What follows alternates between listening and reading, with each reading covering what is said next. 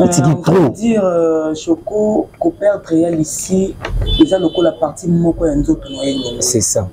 Parce que ya pengani ya mesana toujours ko imbana ici. Ce côté li ba dio na bango nyoso tout ils ala kaka accompagner na ici. Ce côté même dio basala nzembo ya Kikongo ba imba toujours ye na ya pengani. Ba mi balé kaka. Basala bango mi balé wa unene zola kwena ya randi Zambi sengeto nkembo kwa babelebi yakala kimoyo yako sadidiko tonto bayembi yango c'est pas vrai de toi il y a la pète au monde. Non, en fait vous devez nous comprendre donc notre sœur Rose Plongaza vraiment battue donc elle est touchée de besoin donc souci plaisir makasi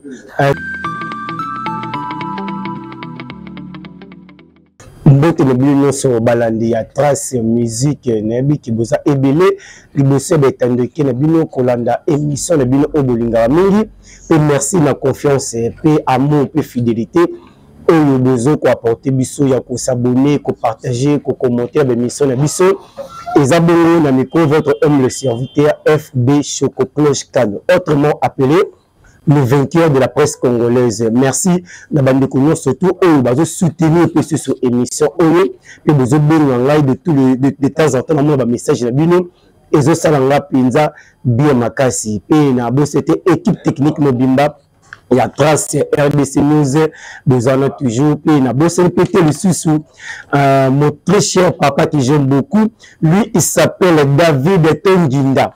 David Tondinda donc il est poche moulai ça peut se mettre au $1000 David Tondinda na peso penambo te milisco zari et sans oublier Ricky Banza l'international le plus beau du cyber la bolognese Ricky Banza na peso bambote mingi et sans oublier ma très chère sœur que j'aime beaucoup Beningoyi na peso pena bambote mingi. Alors la cadre toujours il y a émission de Lingamingi Trace Musique nabi que message oyo boyebi yango toza pena abattu congolais toza na profonde douleur kwa nyose bino décès ya maman na biso azali chanteuse gospel na kombo ya Lisi Kunda oyo akufaki ya cela 2 jours passés azali chanteur oyo ayembelaka Nzambe to savoir musique na ye azamoko la groupe Kunda Sister autotika biso.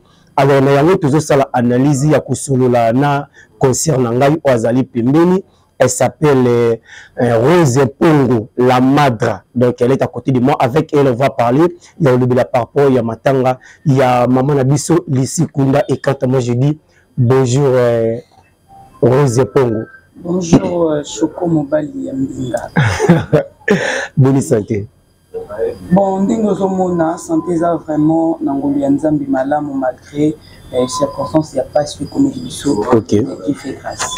Merci beaucoup donc Dieu nous fait toujours grâce ya komona na pe ya ko yela bino d'actualité na temps réel de notre koloba et s'appelle Rose Pongo il pesa moko ya balobeli to pe ba panzi sango na kati ya Trace RDC News ndito sur la papo ya matanga ya maman na biso autre tika biso na kombo ya Lisi Kunda. Alors la Madra tout ye bananu matanga oyo komili biso na mboka biso ko pe mokili mobile mais perdre musicienne chrétienne munene na kombo Lisi Kunda tant vous avez message wana et ça la ndenge. Bon, premièrement, na pesi mbote na baïnos bazolanda biso oyo bosepela kapi na ngai RM la Madra la rena naza vraiment na douleur makasi Choco Mobali Yambinga. Pourquoi? Parce que Lisi Kunda azande konangai. OK. Lisi Kunda c'est ma grande sœur.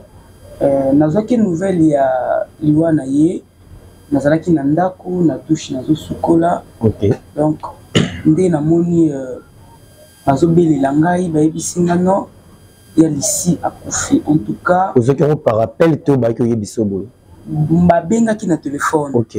Donc babengi na ndako na téléphone et ntayambaki téléphone alandinga directement na douche bisika na bandeko suko. Nde annoncer ngai que ya Lisi atiki biso. En tout cas nazalaki vraiment abattu et naïba quitté donc nasiliki laki même mutu elaki nga nouvelle wana parce que banosaka mutu eloko bongo te même na bisika nazalaki c'est parce que nazalaki na ici avant 2 jours avant kufa ya lisibilité azalaki vraiment nzoto na ezalaki makasi après naye koyoka parce que tozalaki na matanga na famille mutakufaki na famille donc ya lisi vraiment na kati ya matanga wana azalaki vraiment bien te donc ayaki matanga na par force c'est que bana déjà kobila banda kala tulingi bon ya lisi bande ko baka toujours kazoka nzoto malamu te azoka bien te na matanga vraiment azalaki vraiment bien te qui vraiment koya parce que avec santé vu que santé bande ko déranger insistait que azala le ko la to fait qui insistait qu'il faut présence na ezala mais bande ko yoka bien te parce que ezala qui prévu que ba ça la déplacement moko na ya pengani aki ba kende ko yemba ba ke ko sala émission quelque part fa ki ba yemba encore ndenge ya pengani abengaki ya lycée bisi qui nazoka vraiment je bien te na yo kananu bien na lali na miliki soki noki bien na ko rejoindre bino donc abande vraiment ko ka bien te donc voilà na okaki nouvelle ya lycée bongo ezoki ngai nazalaki na kati ya douche alors sikoyo matanga eza wapi na matete kuna to pe esikani bon matanga eza na parcelle familiale na matete nous avons habitué surtout famille mobimba nous allons ici ensemble alors ce que tu ba lelo au programme ils s'est passé comment parce que lelo tout le monde a payé papa na biso Jani a été kotika biso a kufi tout le monde ndenge ba artiste ba lelo qui collègue de bango artiste comédien et lelo oyo il est frappé dessus sur le côté dans l'ambo na musicien chrétien tu éviter organisation et ça s'est passé comment parce que tu éviter dans l'ambo musicien chrétien papa na biso frère Patrice est-ce que organisation et ça s'est passé dans l'ambo na ye le niveau à l'état tout pays comment bon tout le monde qui m'attend ya artiste na biso ya Janify il est bien ba comédien nous surtout ba sangana qui pour na kolela Janify et na ngambo pe ya biso vraiment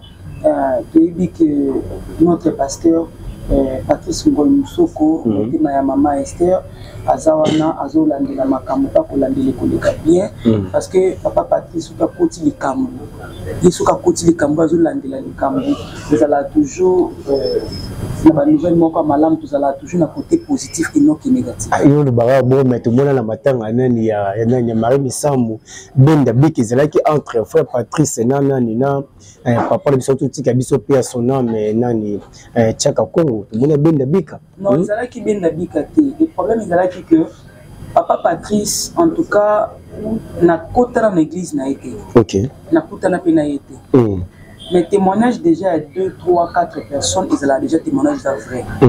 Parce que Bamakambutu, Oyo, Papa Patrice Alandela, Oya Sala, ils ont toujours OK. Donc ils choisissent. Même le matin, on peut aller mon tout le monde a bâti, mais ils ont là, ma mission chrétienne, organisation, ils ont été. Non, mon papa Choko, ma bisika, ma bezali. Malamu mais comme si malamu il est assez ma bébé là tel la matin aller mon auto parce que au moniteur mon c'est responsabilité botika assimé ngoti na suka soki bébé ndé bo condamné mais to bopesi mutu responsabilité poser le sous na kati responsabilité bopesi bozo le cabine sous bo s'imposer na kati responsabilité wana donc voilà un peu pour la bien tant eloko ane ko échouer bokoso ça ka faute ko revenir par mutu oyo c'est là qui responsabilité donc papa Patrice c'est vraiment je te salue encore une fois de plus.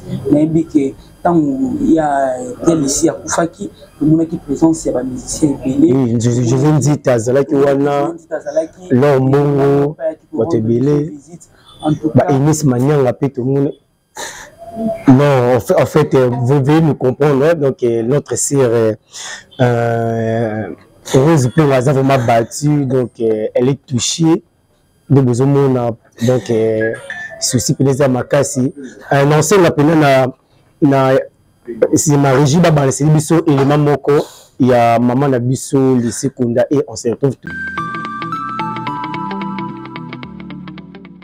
Merci beaucoup de retour sur ce plateau donc veuillez nous comprendre donc notre sœur elle est vraiment abattue parce que c'est sa grande sœur lycée Kunda autotika biso moni ko perdre une personne qui était trop chère pour toi et ça n'a pas si mis donc à Kaoura Kokiti donc c'est ça alors maman Rose Pongo toyeba sikoyo maman na biso Lisi Kunda tomoni ba mission izo salima de part et d'autre partout d'autres personnes ba lobaki non abotaki misusu abalaki misusu abotate mais comment expliquer biso maman Lisi Kunda est-ce que abotaki puis abalaki toté bon omoni ezana ba makambo misusu ebimaka te soki mutaza en vie. OK. Dès que mutakufi ezana bato misusu abotaka makambo abimisaka. Ils sont vivants et Lisi atikala jamais koleka kolobi la vie privée na ye. Alobi la vie privée na été. OK. Et loko oya Lisi alobi la biso beaucoup plus ba musique oya yemba et différents bandeko ebele ebiki bandeko ebele ba pambwama na musique ya Lisi. Lokola nzembo obayemba na ya pengani oui, allez-y, exprimez-vous, vas-y. Comment ça va bien. Comment ça va bien. Avec Jésus, tout va bien. Avec Jésus, tout va bien. Donc, quand vous voyez,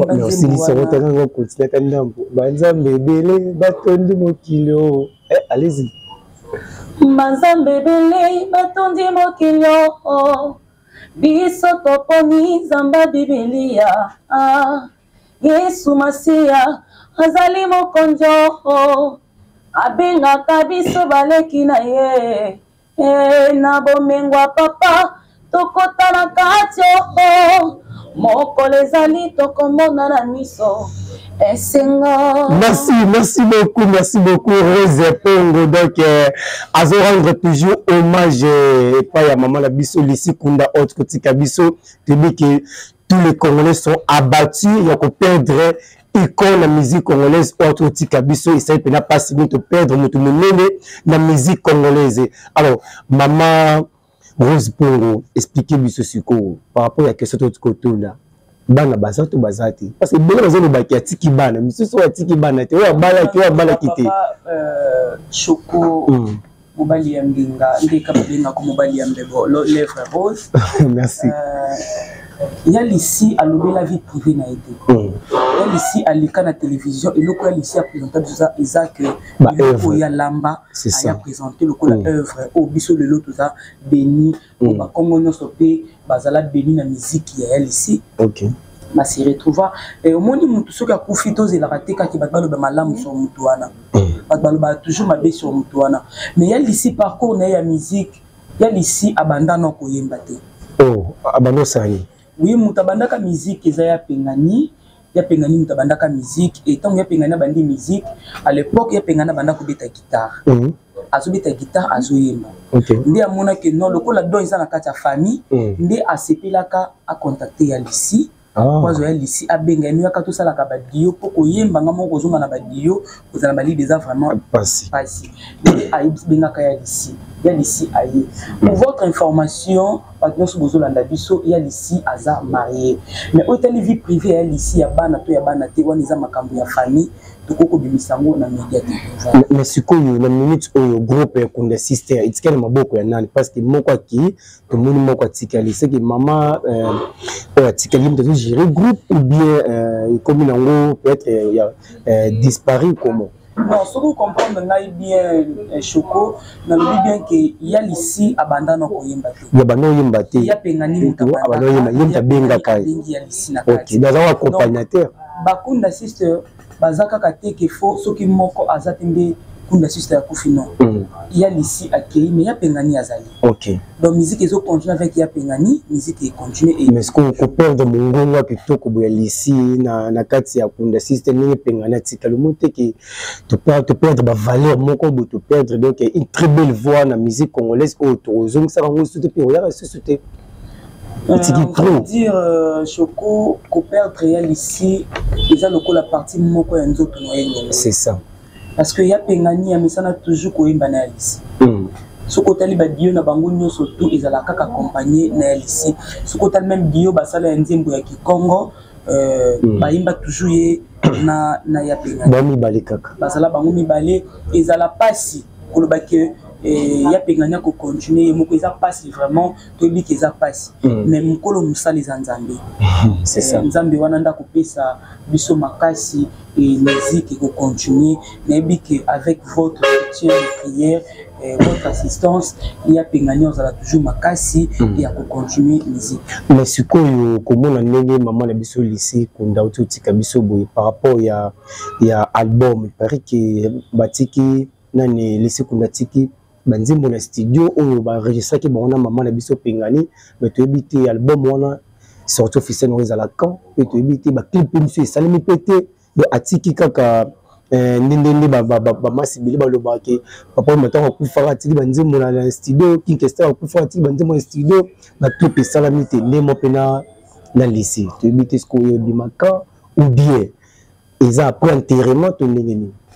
Bon, banzembo oya lisi ya tiki na studio eza na moka banzembo na ya tiki ya lobi na kolobate Yesu nda lobi na ngai. Alobaki ya kolobate ata bitumbe makasi ata bato bazo pekisa ya avancer ya kolobate Yesu nda lobi la ye. Mais banzembo wana ba clip nango salamité parce que ezalaki na temps oyo esengaki babanda ba clip et temps oyo elingaki bakende na baleka na émission po bakende ko présenter album ou soit sortie officielle pour battre dans ma clip les attend au ya d'ici à bandi malaise wana zoka ba bien te nde mimi na liwa mais depuis que après enterrement des groupes une sister pour vanda ndé komona malamu ya parce que banzembo wana foi beta foi leka malgré absence ya ici mais banzembo wana parce que ya penganya zali banzembo wana ekoleka na mukaka na télévision mais ce que komona groupe kunda sister za les seul groupe oyo même ngamo la kamoka na sima la bon mona guitariste ya mosi drummer ya mosi batteur ya mosi nebité strict na bozala uniquement ya basi to ndenge nini. Non, tant ya pengani abandi koyemba abanda ko beta guitare. Oui. Abanda ko beta guitare, instrument oya pengani alingaka lokwa guitare zate. Abanda ko préférer ko beta guitare et tant ya lisui aye akoti na kati ya orchestre ya bakonda system nde défense na bango ezalaka ça dépend ya moto.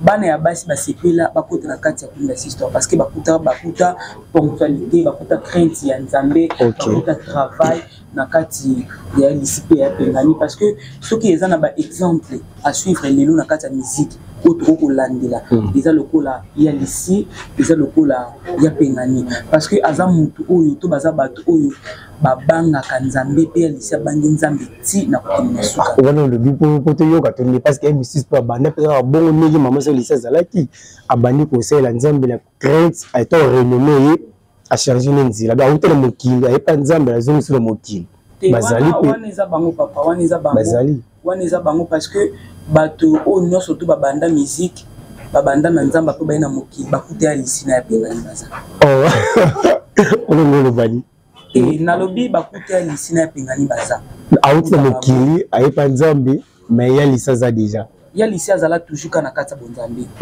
akufina ki bonzambe pe a continuer na bonzambe pa kufina bonzambe ezalaka likambu ya temps balobi ya nzambe eumelaka ya satani ya kambango c'est ça eloko na sepela pe ongai na prena parce que ngai ona banda koyemba na sepela kana na yembeli ya pengani na lisi bano tala yo imité ba voix na yo osepela na bandaka mingi ko sepela na koyemba na bango to ba yembi nzembo na bango ya ona uti koyemba banzambe bele to ba yembi yango ina nzembo ya Kikongo mais Congo soki ils ont ça le mot et Congo tant ba yembi nzembo ya nzambi wa unene zola kwena ya randi zambi sengeto nkembo kwa babelebi yakala kimoyo ya kusadidiko